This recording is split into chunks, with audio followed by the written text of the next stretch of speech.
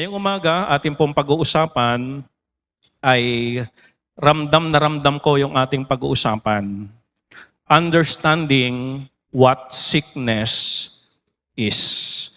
Ano ba yung sakit? Maunawaan natin mga kapatid, kapag meron tayong kasama sa bahay o maging tayo ay merong sakit, maintindihan natin ano ba yung may sakit.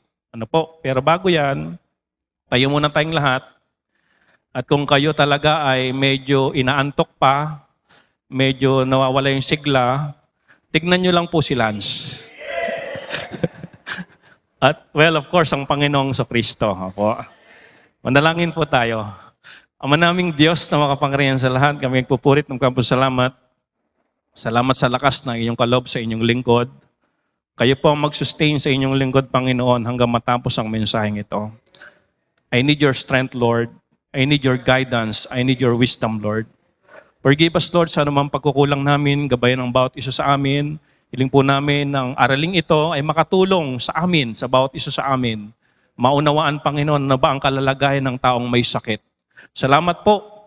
Patawad sa anumang pagkukulang namin. Ito'y panalangin namin sa pangalan ng Panginoong Hesus. Amen. Upo na po tayo. Ang ating pong pag-uusapan, doon muna tayo sa Mark chapter 5. Yung pong verse 25, basahin muna natin dito. Tutok muna tayo dito. Sabi dito sa Mark 5:25, "And a certain woman which had an issue of blood 12 years." Dito muna tayo, ano? Meron daw certain woman, hindi pinangalanan.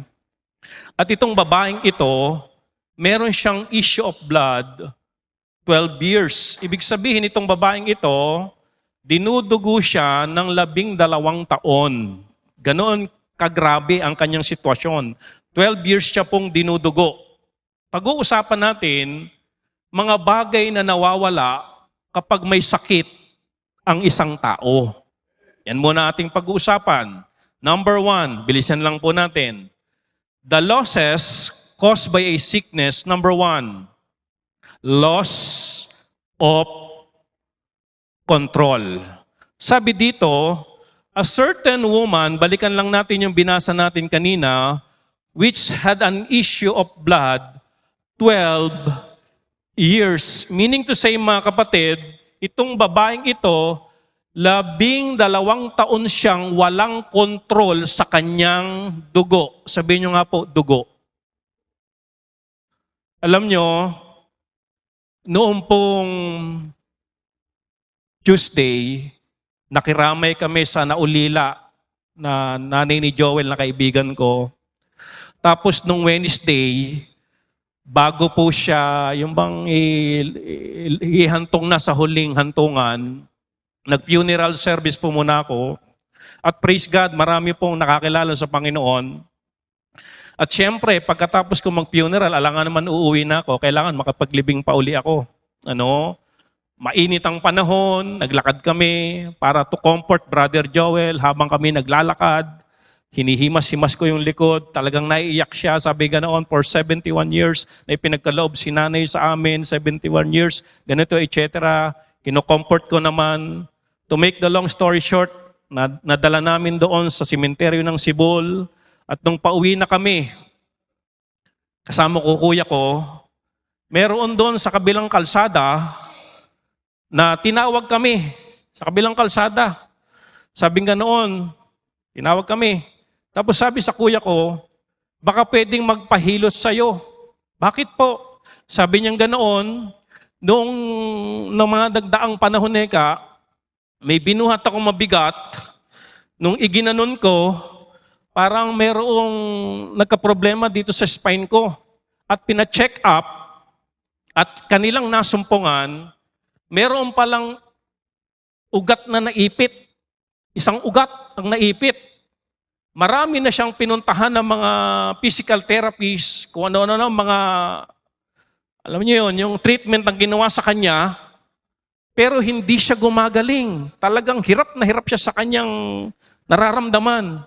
Just imagine mga kapatid, isang ugat lang, walang kontrol yung taong yun. Ganyan po ang may karamdaman. Wala tayong kontrol sa ating katawan. Naalala ko tuloy, nung ako rin ay may sakit, kung saan-saan akong doktor dinadala, si Tatay Agre, kapag ako'y nag-chat, pupuntahan ako sa bagay, dadalhin ako sa Galvez. Sabi ng mga doktor, siguro may sakit ka sa puso dahil nagpapalpitate, ang bilis ng palpitation. Just imagine mga kapatid, kahit anong concentration ang gawin ko, ganyan ko, pero yung puso ko, yung pitik ng puso ko, hindi ko talaga makontrol. Yan po ang karamdaman, loss of control. Nawawalan tayo ng control sa ating pisikal na katawan kapag tayo ay mayroong karamdaman. Si Gilo kagabi habang nagpipreach, tulo ng tulo ang sipon niyan, hindi niya makontrol. Kaya ngayon ang ginawa ko, talagang naghanda na rin ako ngayon, nagdala ko ng mini, towel. Dahil wala ko minsan tayong control kung ano ang dadaloy sa ating ilong. Kaya loss of control. Yan po ang sitwasyon ng taong may sakit. Kung minsan gusto nating ihakbang yung paa natin, kaya lang wala na tayong control.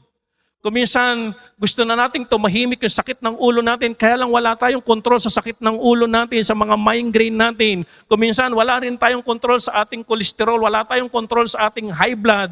Ganyan po ang taong may sakit. Wala na siyang control sa kanyang pisikal na katawan. Sabi dito, suddenly, the body, rather than obeying you, has its own agenda.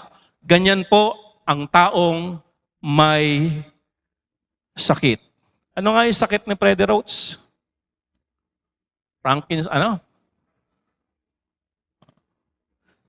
Parkinson disease. Yung hindi niya mapigilan yung pagkilos ng kanyang katawan. Ganun eh. Pagka gumalaw, talagang hindi niya makontrol. Kahit anong therapy, talagang hindi na makontrol. Ganyan po ang may karamdaman.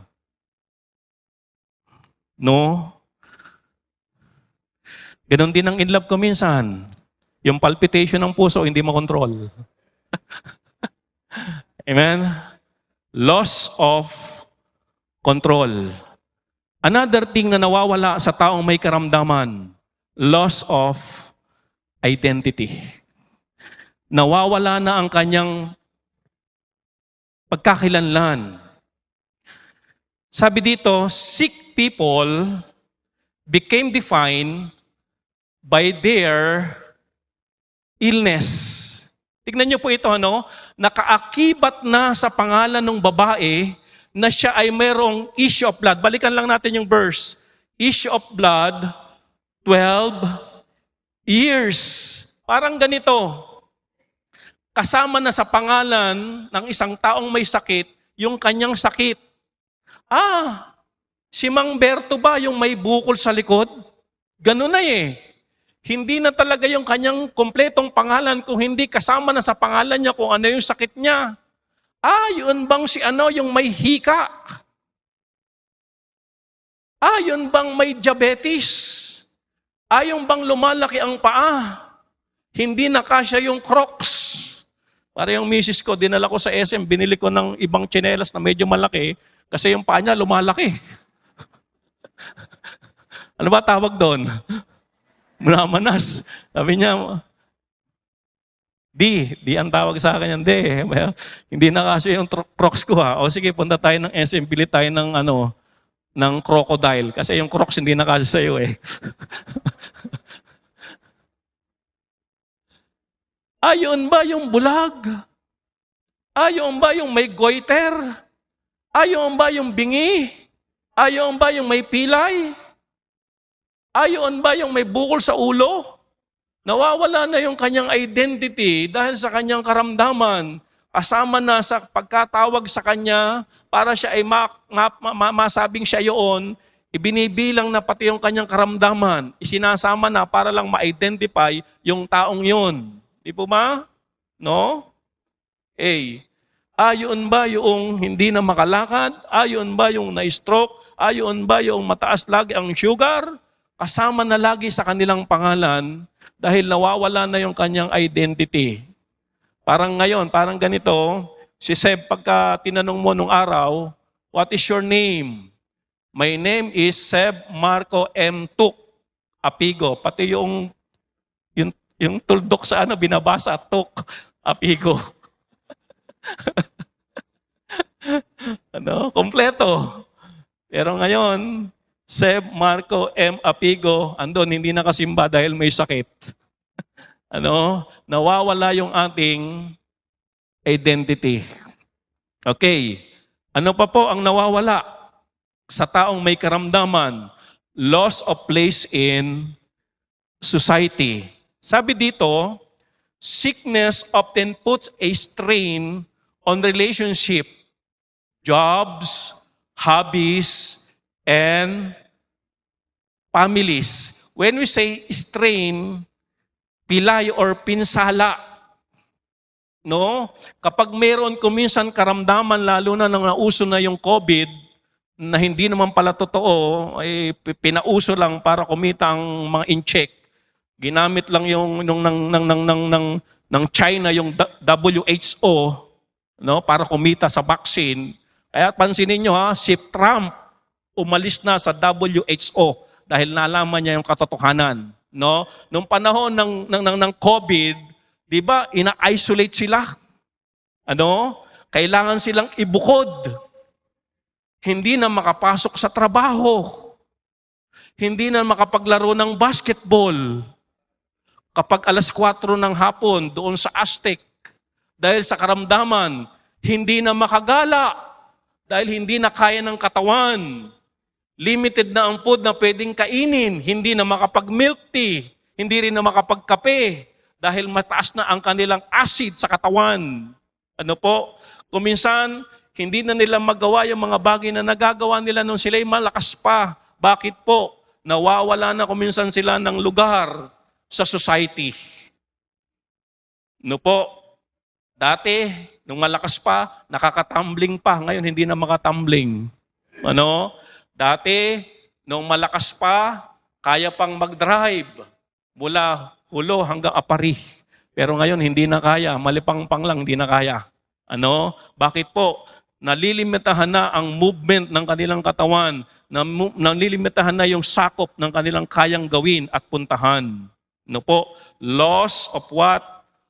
Place in society. Nakikita nyo pang unti-unti kung ano nakalalagayan at mga nawawala sa taong may sakit. Di po ba? Mahirap ang kanilang sitwasyon. Mahirap ang nagiging sitwasyon. Nais ko munang maintindihan natin ito mga kapatid para maintindihan nating malinaw ano ba ang nangyayari sa taong may sakit. Nakakailan na tayo? Nakakatatlo na po tayo. Ano po yon? Loss of control.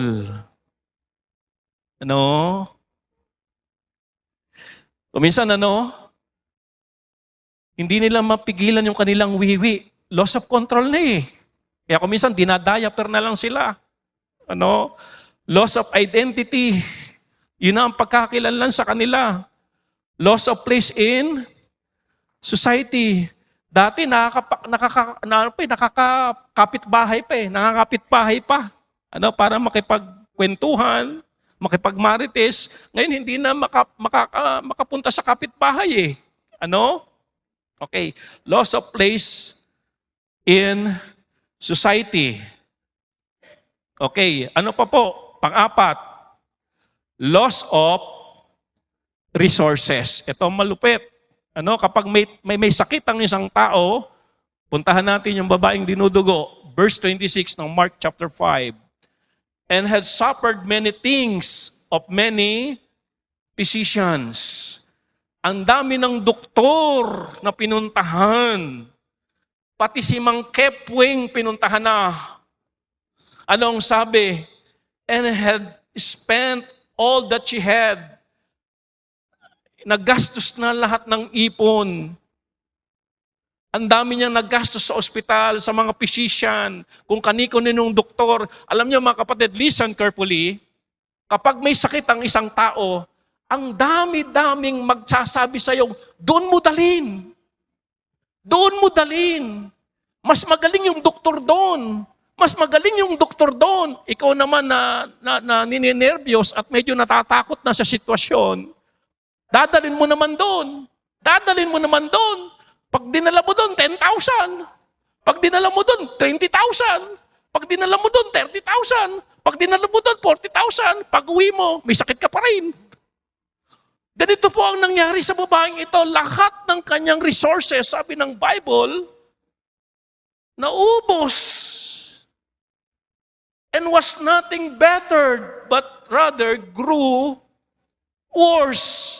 Ako lang, nung nagpapalpitit yung puso ko, kung saan-saan din ako pumunta eh. Pumunta ako sa specialist ng puso, pumunta ako doon sa libreng check-up dito sa may yung butika. Anong butika yun? Nagpapalibreng ano dyan sa bayan? Si Generica. Tapos, ang sakit ko lang pala is kulang sa potassium. At pag-aasikaso ni Glay. Ganun eh. Ikaw naman maniniwala talaga maubos pera mo kapag sinunod mo yung mga ganun-ganun. Doon ka pumunta, mas mausay doon, mas magaling doon. Ubus talaga pera mo dyan. Pag nagbunta ka doon, ibang findings uli ang kailangan, magpapa-check up ka uli. Mga laboratory, pagpunta, laboratory uli doon. Laboratory, kung minsan yung laboratory dito, hindi yung honor ng laboratory dito, hindi naman ino-honor. Siyempre, business yan eh. Ano po? Okay, ubus. Nasa Bible yan, bisisya na, manggagamot po ito, inubos lang ang pera niya. Okay. Kaya ngayon po mga kapatid, magasta kapag may sakit. Uubusin ang ipon mo. Magsasanla ka ng kalabaw. Manghihiram ka. Magbebenta ka ng ari-arian. Maglo-loan ka sa bangko. Uubusin ang pera kapag ang tao ay may karamdaman. Do you realize that? Ilan na ang nawawala sa kanila kapag may sakit ng tao? Loss of control, identity, place in society, loss of resources. Di ba ang hirap? Daming nawawala. Pati yung wallet mo, ala na talaga. Pati yung wedding ring mo, lahat ng ring nawawala. Pero yung sapi ring hindi. Yun ang ring na hindi nawawala. Sapi ring. Po? Panglima, loss of hope. Kung minsan ang mga taong may karamdaman, lalo na pag nag-iisa sila, naiisip nila na wala ng pag-asa. Wala na silang ganang mabuhay. Ang tatay ko po lagi nagsasabi, mukhang mamatay na ako. Sabi ko, tay, hindi pa, mabubuhay ka pa ng 130 years. Loss of hope. Tignan niyo po ito, Nung hindi pa siya magaling, tignan niyo po ito. Loss of hope, Mark 5:26. Balikan lang natin yung kanina. Di ba nawala na yung kanilang ari-arian? Basahin niya natin yung may kulay blue. Was nothing bettered. Abay, hindi ako bumubuti. Ubus na ang pera ko kung kani-kaninong doktor na ako nagpagamot, pero hindi naman ako bumuti. Sa halip, ano po nangyari? But rather grew worse, lalo pang lumala. Siguro nung pinainom dito, kaya, di ba na-discuss ko na to sa inyo nung mga nakaraang panahon, bakit ang reseta ng doktor is RX? Yung R doon, pwede kang resetahan na right. Pero kapag ang naireseta sa'yo ay X, X ka talaga. Ganun eh. Kaya sabi ng doktor, bumalik ka ha, kasi susubukin lang kung ang reseta mo ay right o kaya naman, X. Ang problema ng babaeng ito, ang reseta lagi sa kanya ng doktor, X. Kaya sa halip na bumuti, lalong lumala. Kapag lalong lumalala yung sitwasyon mo, abay nakakalabing 2 taon na. Lalo pang lumalala. Magkakaroon ka pa kaya ng pag-asa? Mag-iisip ka pa kaya na may pag-asa pa kaya? Kaya sa babaeng ito, nawala na yung kanyang pag-asa. Alam niyo, ang mga taong may sakit, lagi na lang negative ang nasa isip nila. Yung ganun ang kanilang sitwasyon. Wala nang pag-asa. Mahirap ng sitwasyon. Ganun po ang laging nasa puso't isipan nila.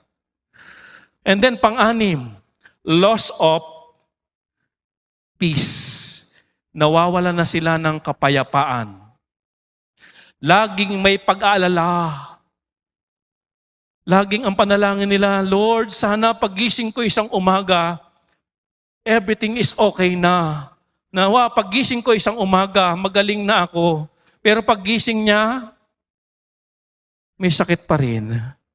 Kaya tignan niyo po ito, nung sinabi ng Panginoon, ng pagalingin na ng Panginoon itong may sakit ng 12 years. Tignan niyo yung sinabi ng Panginoon.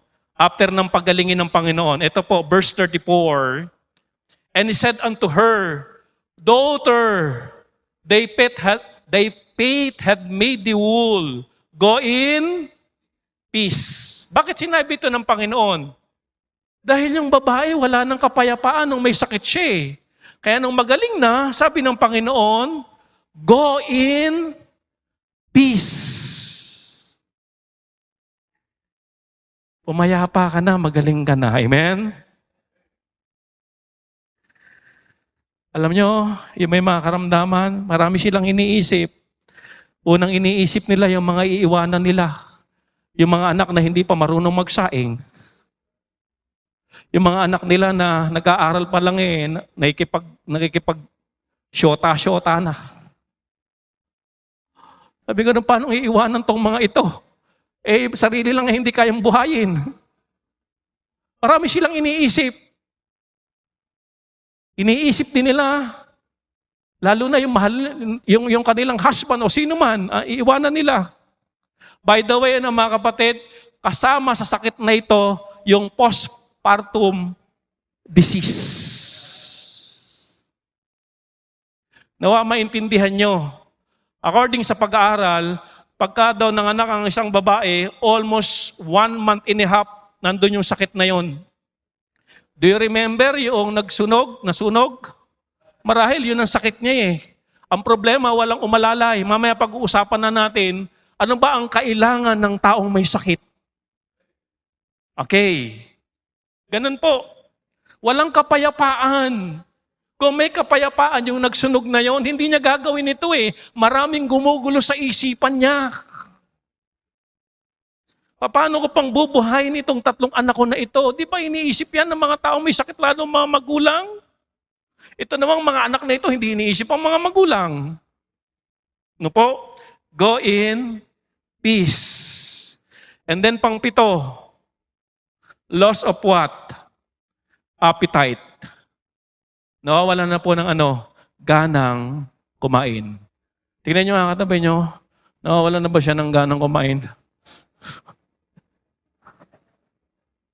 Kapag may sakit, nawawala. Ewan ko ba kapag may sakit, saka tanong ng tanong ko gustong ulam, anong gustong pagkain. Yung mga magulang nyo, habang wala pa yung sakit, tanongin nyo na kung ano gusto nilang pagkain. Hindi yung hindi na makakain, tsaka nyo tatanungin kung anong gustong pagkain. Apura kayo nung kung anong gusto nyong bilhin, na hindi naman na niya makain. Habang may gana pa, pakainin na. Dahil kapag may sakit na yan, nawawala na po yan ng ng ganang kumain. Kahit pa nga piniritong talong ang paborito niyan, pag may sakit na yan, kahit piniritong talong, hindi niya na makain.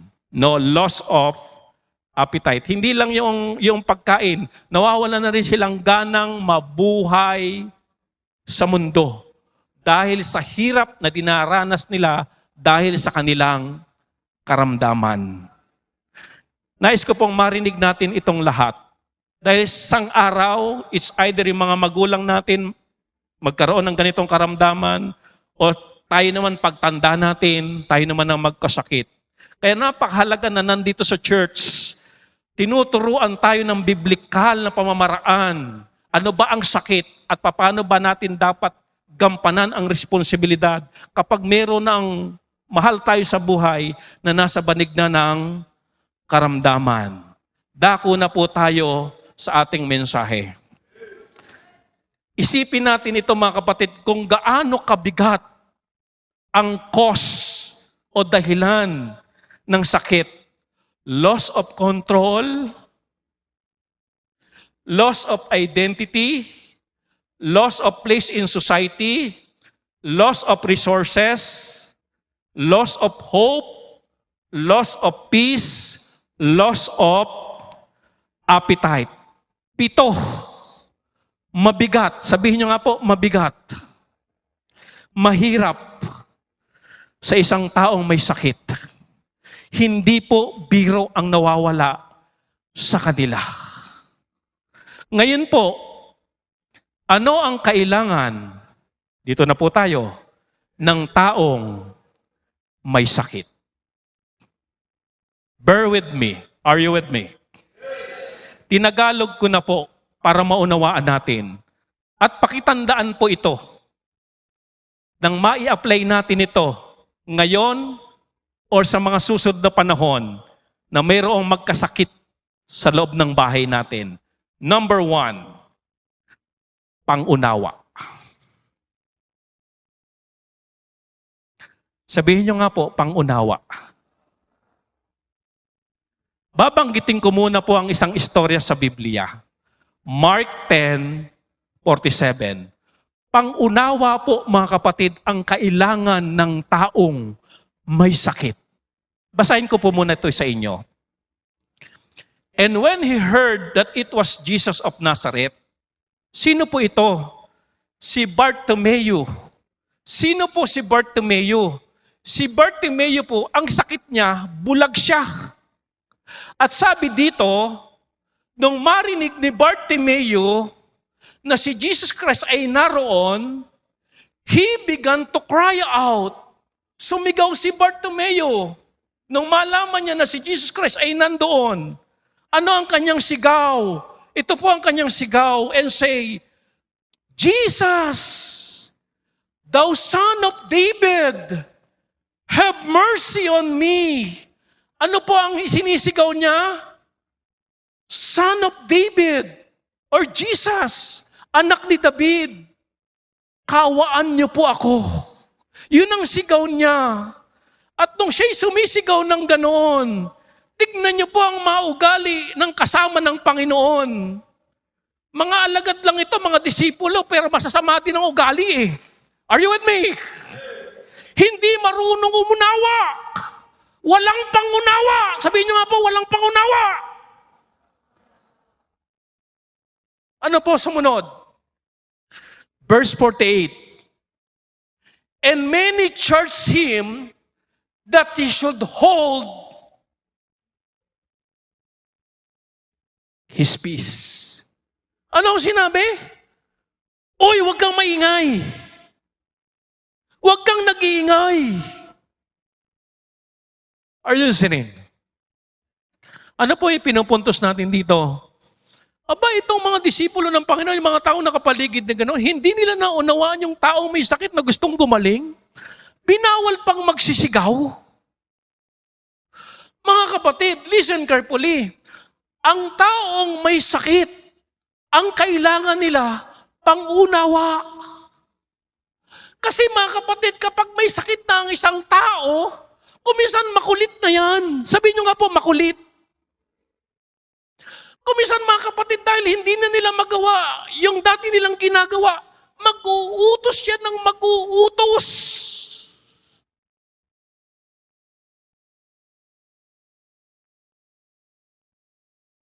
Kaya kailangan nila pangunawa.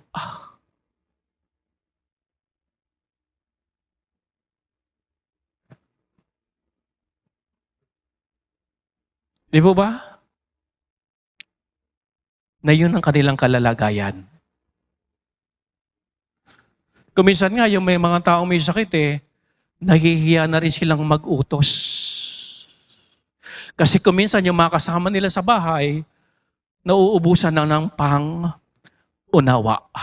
Mga kapatid, kailangan po natin ng mahabang pang-unawa sa taong may karamdaman. Sabihin nyo nga po, mahabang pangunawa. Abay, kung malakas lang din yan, bakit ka pa uutusan? At kuminsan ang mga taong may sakit, lagi silang irritable. Madali silang mainis, madali silang magalit. Kaya kailangan nila ng ano po, pangunawa. Magtanim po tayo ng mahabang pangunawa, lalo na kung may kasama tayo sa bahay na may sakit. Kasi sabi ng Bible, ano man ang iyong ihasik, sa iyong aanihin. Someday, kapag ikaw naman ang may karamdaman, aanihin mo yon. Bibigyan ka ng Diyos ng taong mag-aasikaso sa iyo na mayroong mahabang pangunawa. Amen? Pangunawa. Okay. Talagang mga kapatid, uubusin ng pangunawa mo. Pero ngayong umaga, mag-recharge ka ng mahaba pang pangunawa. Ano po? Pangalawa, na kailangan ng may taong may sakit. Just imagine, binawal pa nila na gusto lamang gumaling. Buti na lang nandun ang Panginoon at sinabi ng Panginoon at pinagaling ng Panginoon. Pinagaling ng Panginoon. Yung mga alagad at mga kasama ng Panginoon, di naunawaan yung may sakit. But ang Panginoon naunawaan siya at pinagaling si Bartimeo. Nakakita po ito Salamat na lang may Panginoon. Sabihin nyo nga po, salamat Panginoon. Pero mahalaga na yung mga taong nakapaligid sa taong may sakit, may mahabang pangunawa. Tandaan po natin ito. Pangalawa, ano ang kailangan ng taong may sakit? Pagmamahal. Amen? Amen? Sabi sa 1 Corinthians 13 verse number 4, ito po, dinidefine ang love. Charity, when we say charity, it is love. Charity suffereth long. It is kind. Charity envieth not. Ibig sabihin, hindi naiinggit ang may pag-ibig. Hindi yung buti pa yung pamilyang yon, lahat healthy, samantalang dito sa bahay, 3 yung may sakit, 3 inaalagaan ko. Ang may pag-ibig hindi naiinggit, tinatanggap kung anuman ang ibinibigay ng Diyos sa kanilang pamilya. Verse number 7, ito yung definition ng love. Beareth, how many? Ayan. Pinapasan lahat. Amen? Magpalit ng diaper. Amen? Daliin sa CR. Amen? Ipagluto. Hainan. Dalhin sa ospital. Painumin ng gamot. Ganun ang love. Kailangan yung nag-aalaga sa taong may sakit. Yun ang kailangan nila, nag-aalaga. At yung nag-aalaga, meron pong pag-ibig. Dahil kapag wala kang pag-ibig, hindi mo mabubuhat ang lahat ng bigat. Are you with me? Pero kapag may pag-ibig ka, beareth all things. Believe it, all things. Hopeth all things. At matindi sa huli, endureth all things. Halimbawa, si nanay ang may sakit. Nanay, sasamahan kita hanggang wakas. Tatay, sasamahan kita, aalagaan kita hanggang wakas. Say amen, mga anak. Hindi kapag may sakit, yung nanay o tatay, pinagpapasapasahan na ng anak. Okay yun kung mas improve dito, pero yung in a sense na, ayoko dito yan. Ayoko dito yan. Pero yung, dito muna nga sa akin si nanay, kasi nagpa-aircon kami. Nagpakabit kami ng aircon, 7. Amen? O dito muna si nanay, kasi kami, Nagpatay kami ng baka, nilitsyon namin. Amen? Pero yung in a sense na, ayoko dito yan. Huwag nawang mangyari. Amen? We need love. Galing sa Panginoong Diyos. Endureth all things. No po? Una, kailangan nila ng mahabang pangunawa. Pangalawa, pagmamahal. Yung love na nasa Bible, hindi yung love mo lang siya dahil na ibibili ka ng sapatos ngayon. Hindi yung love mo lang siya dahil na pag-aaral ka ngayon. Hindi love mo lang siya dahil lahat ng kapritsuhan ay ibinibigay sa'yo. Kung hindi dahil kahit wala na siyang maibigay, mahina na ang katawan niya, mahal mo siya dahil siya yung magulang. Pangatlo, pag-aasikaso. Amen? Okay, nagpapasalamat sa Panginoon dahil pinagkaluban po ako ng Diyos ng asawa na maasikaso. Amen? Talagang, bagamat ayoko siyang mamalingke, pero dahil kailangan ngayon, puntayan ng Divisoria na, hindi, sadya lang sa para maibili ko ng gamot, o ano man ang kailangan ko. Pag-aasikaso. Puntahan muna natin ito. John chapter 5 verse 6. When Jesus saw him lie, may impotent man. Pag sinang impotent, yung hindi na makalakad, hindi na paralyzed. And knew that he had been now a long time in that case. He said unto him, nung makita ng Panginoon yung impotent, siguro na naisip ng Panginoon, ako mahabang panahon na nandito to. Di ba yung nakalagay sa Bible? Na nandito ito. Tinanong ng Panginoon, wilt thou be made whole? Gusto mo bang gumaling? Alam niyo kung ano ang sagot ng impotent? Verse 7, the impotent man answered him, Sir, I have what? No man. Ano sabi niya? Sabi ng Panginoon, gusto mo bang gumaling? Abay, wala po akong kasama. Ni isa, wala po akong kasama. Wala pong nag-aasikaso sa akin. Just imagine mga kapatid, napagtanto ng Panginoon, mahabang panahon na nandun siya. Nandun siya, pero walang nag-aasikaso.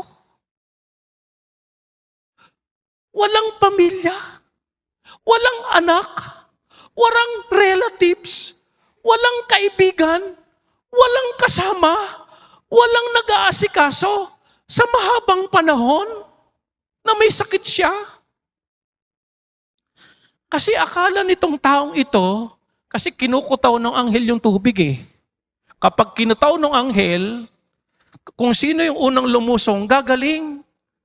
Kaya nung sinabi ng Panginoon, kung gusto mo bang gumaling, ang nasa isip niya kagad, Panginoon, wala namang magbibit-bit sa akin para ako ilusong Nakikita niyo po ba yung context? Ang ibig sabihin natin dito mga kapatid, sa taong may karamdaman, mahalaga na mayroong nag-aasikaso. Sabihin niyo nga po, pag-aasikaso. Amen? Yung may magdadala sa CR, magtatanong, Nay, tay, ano bang gusto niyong ulam? Gusto niyo ba yung medyo maasim? Gusto niyo ba yung tortang talong? Anong prutas ang gusto niyo? No? Merong magpapainom ng gamot, merong magpapalit ng damit, merong magpupunas ng pawis, merong mag-aalalay. Amen? May magdadala roon para mag-jogging, mainitan ng araw, may nag-aasikaso. Ang sarap po sa pakiramdam ng ganun mga kapatid, na meron pong nag-aasikaso. Kaya po ako ay nag-asawa na rin eh. Napagtanto ko na mahalaga talaga na may kasama sa buhay at na mayroong nag-aasikaso. No? Kaya kung ikaw ay 25 na, ano, Lance, ilang taong ka na ba? Ah, wala pang plano. Ano. Kaya yung mga gustong mag-mission dito, I suggest na mag-asawa muna kayo bago kayo mag-mission. Ngayon, kung ang kapalaran nyo ay katulad ng kapalaran ko, sundin nyo ang kapalaran ng ganoon. Amen? Mahalaga po na meron pong nag-aasikaso. Amen? Kaya mga young people, say amen. Darating ang panahon na kailangan ng asikaso nyo sa inyong mga magulang. Amen? Wala tayo dito yung dadaliin sa may, tawag doon, home for the ages. Yung uupahan mo na lang kung sino-sino doon. Sa kultura natin, hindi tayo ganun eh. Mas gusto natin na tayo mismo umaasikaso sa mga loved ones natin. Okay. At wala naman tayong pang-upa sa home for the ages. Kaya mahalaga yung tayo yung on hand sa mga mahal natin sa buhay. Kaya pangunawa, pagmamahal, pag-aasikaso. Mahalaga po yan. Pang-apat, sa taong may karamdaman, panalangin. Panalangin. James 5:16. Confess your faults one to another and pray one for another, that ye may be healed. That effectual fervent prayer of a righteous man availeth much. Amen? Ako'y natutuwa, meron dito sa ating church, yung bago tayo dumako dito sa panalangin, naalala ko lang, may sakit yung lola nila, ano bang kailangan? Inansikaso talaga nila silang mga anak at saka silang mga apo. Kailangan ba ng aircon ni lola? Sige, lagyan natin ng aircon. Amen for that. Amen? Kailangan nila ng asikaso. Sabi dito, confess your fault one to another and pray one for another. Kuminsan, isa sa dahilan ng sakit ng isang tao, yung sama ng loob na hindi natatanggal sa loob. Nagkokos po ito ng sakit. Kaya sabi ng Bible, confess your fault one to another. I-unload nyo. Tanggalin nyo yan sa inyong puso. Pwede kayong magpatawad kahit wala dyan yung taong gumawa sa inyo na hindi maganda. Confess, amen? And pray for one another. We need prayer. Lahat po ng umaate ng prayer meeting, ganito gawin nyo mamaya. Kausapin nyo yung mga hindi umaate ng prayer meeting. Encourage them to attend prayer meeting. Because we need prayer. Are you with me?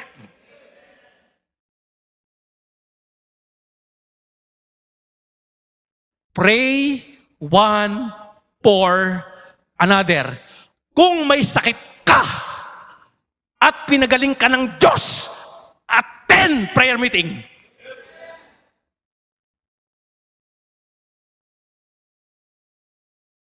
Dami nagpe-pray. Kaya tayo gumagaling. Tapos wala kang pagpapahalaga sa prayer meeting.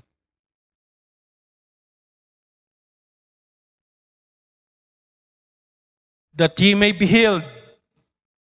The effectual fervent prayer of a righteous man availeth much. Ganda ng preaching ni Jilo kagabi. Totoo po ito eh. Binibigyan tayo ng Diyos ng oras. Tapos sasabihin natin sa Diyos wala tayong oras.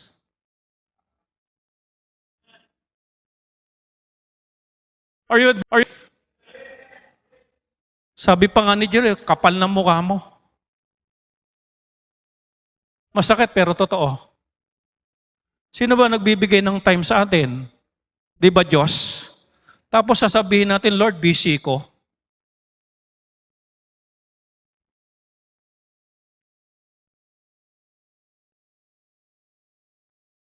We need prayer. Maraming gumaling because of prayer. Nakalagay yun sa Bible oh. Pray one for another, that ye may be healed. Kailangan ng taong may sakit, prayer. Nang matuwid, nang sumusunod sa kalooban ng Diyos.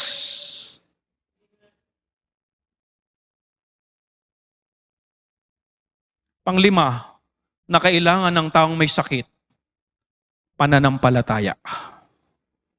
Amen? Mark 5:7.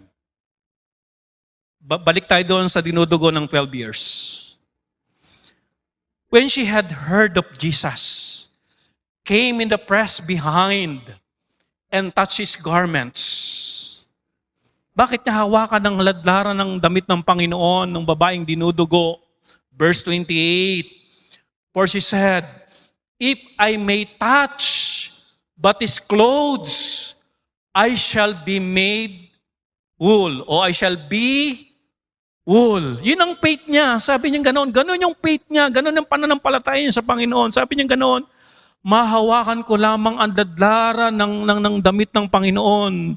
Gagaling ako. Gagaling ako. That is faith. And faith cometh by hearing, and hearing by the Word of God.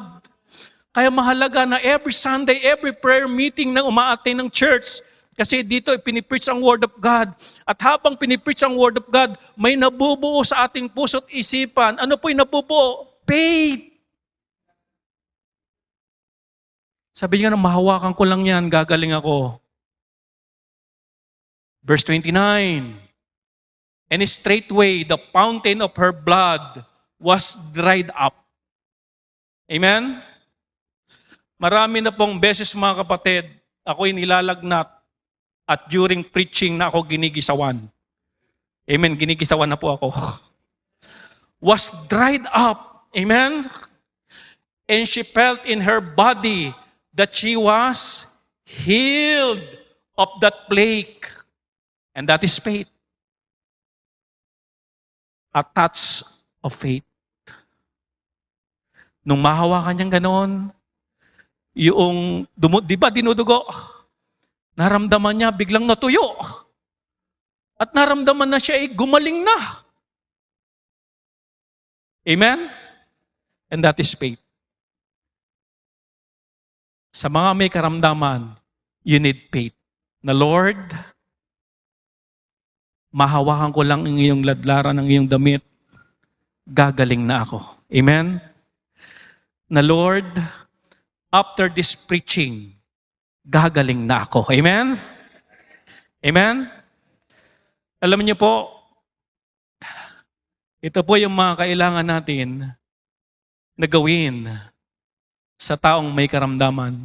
Nawa po, manote po natin itong lahat. Pangunawa, pagmamahal, pag-asikaso, panalangin, and then pananampalataya. Alam niyo po ba, may pangako ang Diyos sa bawat isa sa atin na tumanggap sa Panginoong Kristo?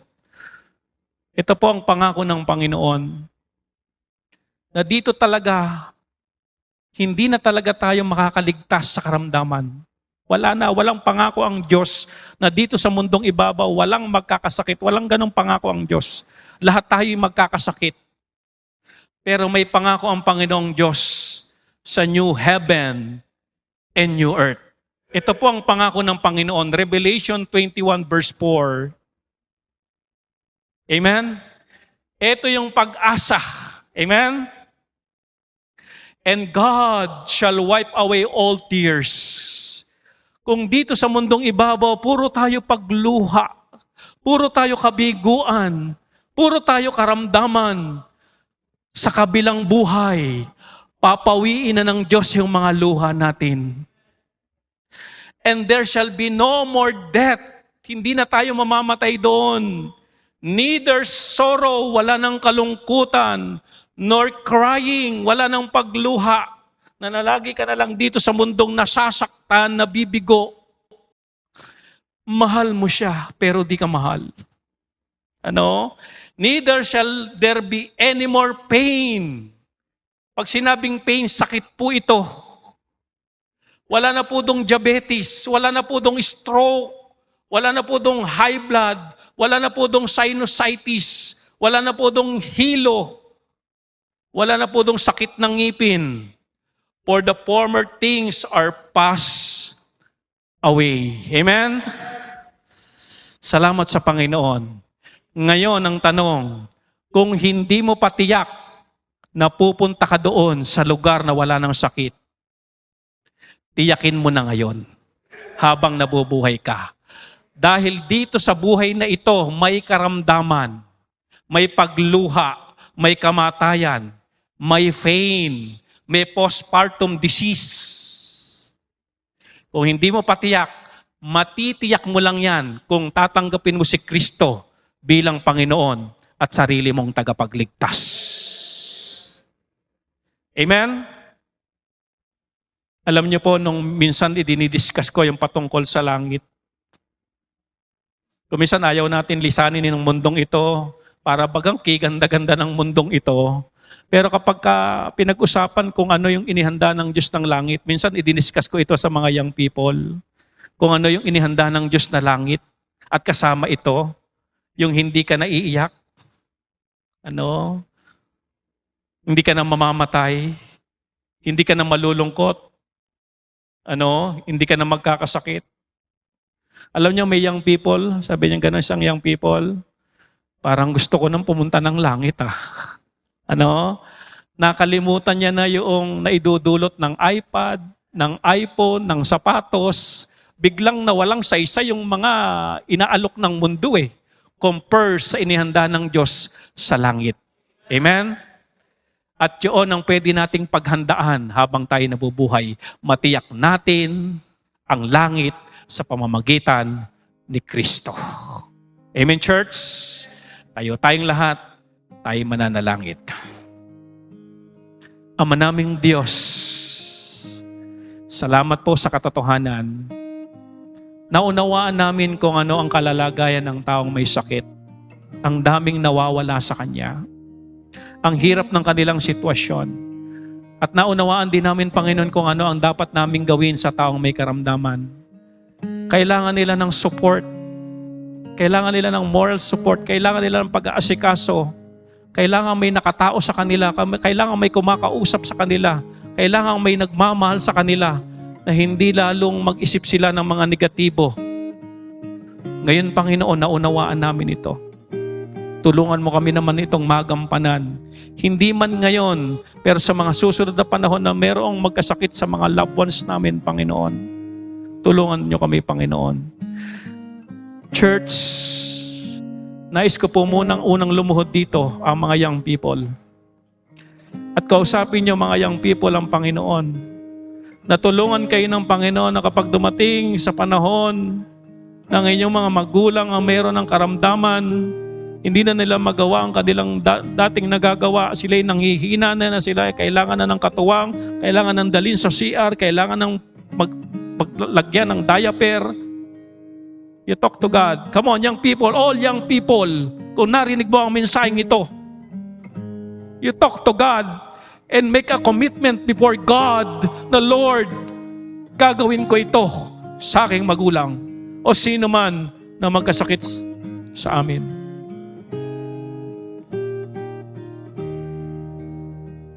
Pangalawang invitation sa mga magulang, sa mga tatay. Come on, you kneel down before the Lord. Pag dumating sa panahon na kayo naman ng manghina na at may karamdaman na, magtiwala lang po kayo sa Diyos na may purpose ang Diyos sa bawat nangyayari sa ating buhay. At dito lamang ang karamdaman. Ngunit sinihanda ng Diyos na ikalawang buhay, wala ng karamdaman. Palakasin kayo ng Diyos ang inyong kalooban. Diyos ang magbigay sa inyo ng lakas. Diyos ang magpala sa inyong buhay paglilingkuran. Ama naming Diyos, salamat po sa inyong salita. Pagpalain niyo po ang bawat isa sa amin, ang aming mga panalangin, mga young people at mga magulang naming narito ngayon. Salamat sa kanila. Salamat sa mga commitment ng mga young people. Help us, Lord, na magampanan namin ito. In Jesus' name we pray. Amen.